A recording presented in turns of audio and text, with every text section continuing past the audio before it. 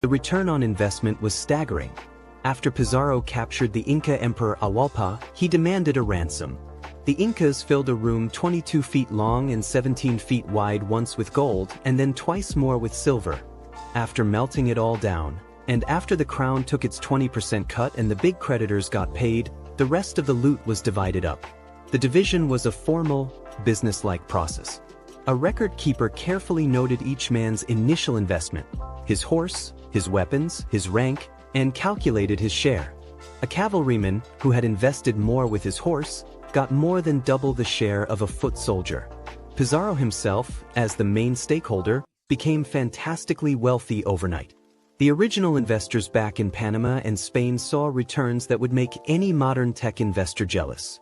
But the real wealth wasn't the initial plunder. It was in the assets they seized. The true genius of the conquistadors' economic model was the shift from just looting to long-term production. Once they conquered the land, they grabbed control of its two most valuable resources, mines and people. The Spanish quickly found and took over the enormous silver mines of Potosí in modern-day Bolivia and Zacatecas in Mexico. These weren't just treasure chests. They were revenue-generating assets that would pump silver into the world economy for centuries.